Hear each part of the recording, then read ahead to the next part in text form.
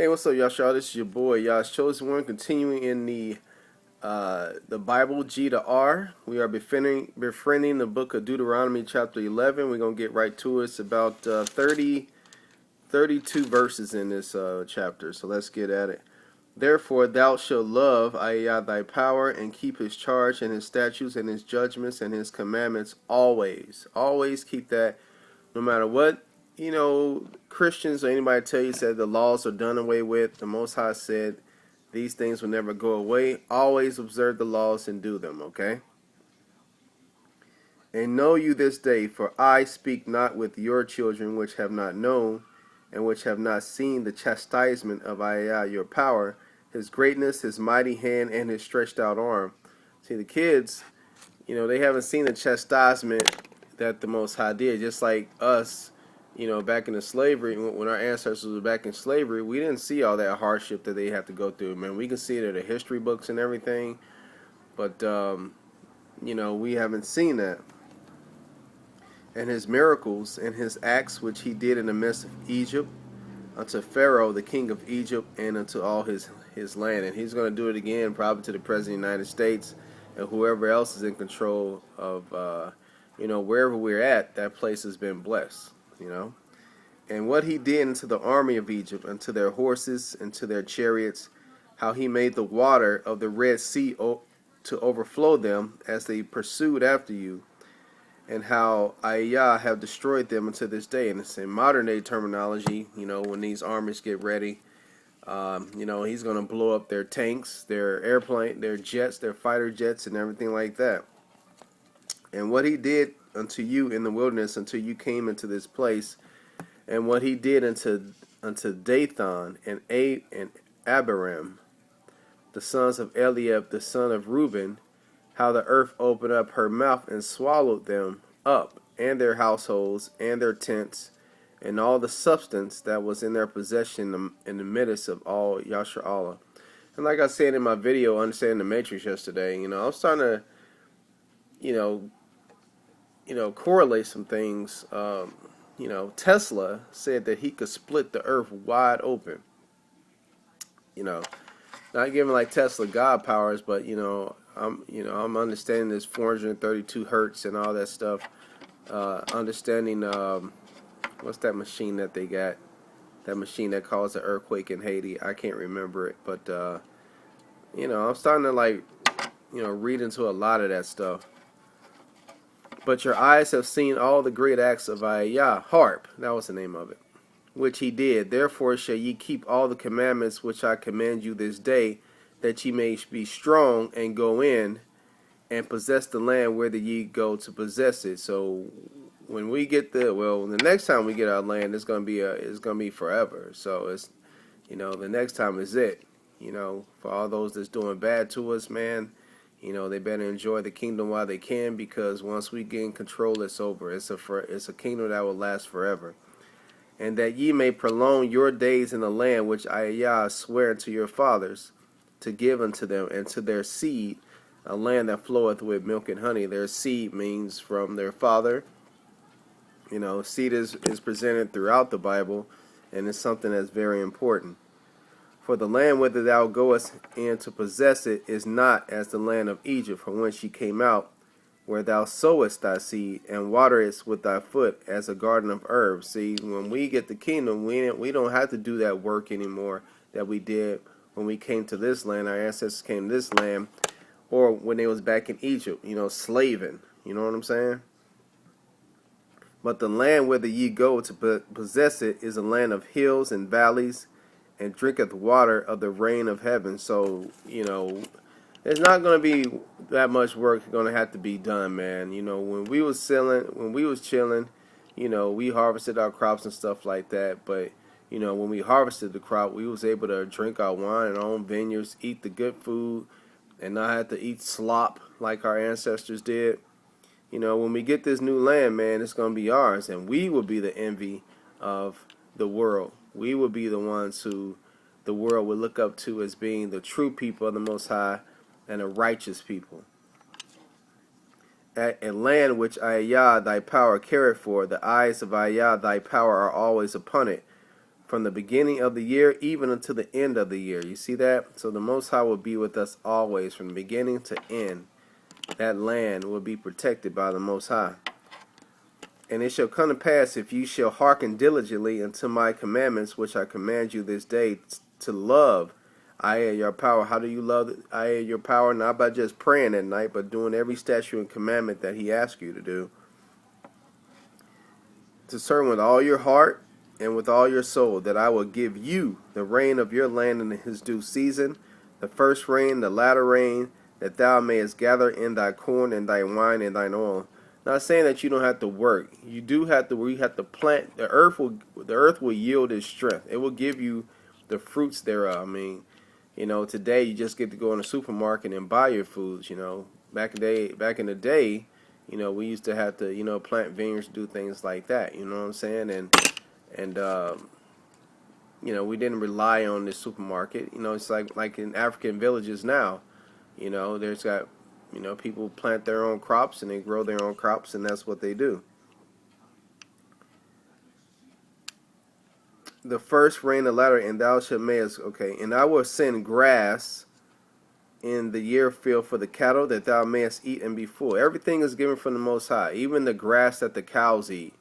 He doesn't have to make the grass grow. He can send the sun all the time. He can make it drought. He can, and there wouldn't be any rain, any grass to chew if there is no water. Take thy heed to yourselves, that your heart be not deceived, and ye turn aside and serve other gods and worship them. And another thing that keeps coming up is serving these gods. Notice that in the Bible it has a little g. And when you serve other gods, because there are other gods, quote unquote, the followings, these things that have infiltrated this Babylonian and Nimrod knowledge, and these are gods that you serve today: Semiramis, Nimrod, Christmas trees, things of that nature. You know what I'm saying? And Ayah wrath be kindled against you, and he shut up the heaven, that there be no rain, and that the land yield not her fruit, unless ye perish quickly from off the good land which Ayah giveth you. So the temptation is going to be around you always, but you should overcome, because these guys had the benefit of having Ayah perform the miracles, whether good or bad, against them, and and still they are stiff-necked, and they still need the instruction, like we need instruction today. Therefore shall ye lay up these my words in your heart and in your soul, and bind them from a sign upon your hand, that ye may be as frontlets between your eyes. When he say lock it up, seal it up, read your Bible every day. Read the commandments. Get to know it. Let that stuff be ingrained in your brain. You know what I'm saying? Study to show yourself approved. Study to give yourself knowledge, because knowledge of this world is foolishness. And ye shall teach them your children, speaking of them when thou sittest in thine house, and when thou wakest by the way, when thou liest down, and when thou risest up. So when you wake up in the morning, you do it. Before you go to bed at night, you should do it. Speaking, think about all things that you do on your computer, your tablet, on your phone. If you even give like 10, 15 minutes just to read about the Most High and what he wants of you, then that'll go a long way. And thou shalt write them upon the doorposts of thine house and upon thy gates. If you live in a house, I remember growing up, we had the 10 Commandments on the wall and had that stupid picture of Caesar Borgia up, but we always had something to remind us of the Most High. As you get older, if you keep reading, you'll see that all this knowledge, you have no reason to know that picture is Caesar Borgia. You have no reason to know. Either you don't want to know, or you just that ignorant, and once it gets past ignorance, it's just foolishness.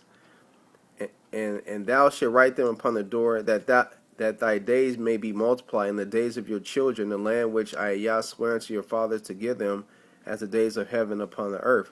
So if you have kids, you should be teaching them this. When I have a kid, I was just talking the other day, man. I was just talking to my girl. I was like, man, I don't know if we want to,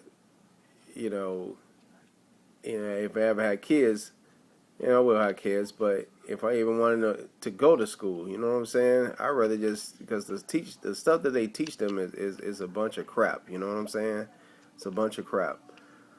For if ye shall diligently keep all the commandments which I command you to do them, to love Yah your power, to walk in all his ways, and to cleave unto him. Then will Yah drive out these nations from before you, and ye shall possess greater nations and mightier than yourselves. And that's the plan. Every place whereon the soles of your feet shall tread shall be yours, from the wilderness and Lebanon, from the river Euphrates, even unto the uttermost sea shall your coast be. There shall no man be able to stand before you, for I, Yah, your power, shall lay the fear of you and the dread of you upon all the land that ye shall tread upon, as he have said unto you. Behold, I set before you this day a blessing and a curse. A blessing if ye obey your commandments of Yah, your power, which I command you this day. See, that's the blessing. All you got to do is revere the Most High. And a curse if you will not obey the commandments of Yah, your power, but turn aside out of the way which I command you this day, to go after other gods which ye have not known. See that? And that's the thing. All that time we was in slavery, we was praising other gods. We was praising Jesus. When you think things were getting better and better, and you're just like, oh, the Most High, Jesus is saving me today. Thank you for this food. And the whole time that was a curse, because you still had to ask Master for food. You know what I'm saying? You still had to ask Master for food. That ain't no blessing, man. Yeah, you're lucky to be alive. Hell, it was a curse kind of to be alive, you ask me. Getting up every day, not having your own freedom. At least I'm still breathing. I wouldn't call that freedom, man. Getting whipped and beat every day, having your wife raped in front of you, that's not no blessing, man. That's a curse. That's a curse. And it shall come to pass, when I, Yah, your power, have brought thee in unto the land whither thou goest to possess it, that thou shalt put the blessings upon Mount Gerizim, and the curse upon Mount Ebal. And they are not on the other side of Jordan, by the way where the sun goeth down, so toward the east, in the land of the Canaanites, which dwell in the champion over against Gilgal, beside the plains of Moreh. For ye shall pass over Jordan, to go in to possess the land which I, Yah, your power, giveth you, and ye shall possess it and dwell therein, and ye shall observe to do all the statutes and judgments which I set before you this day. And that is Deuteronomy chapter 11.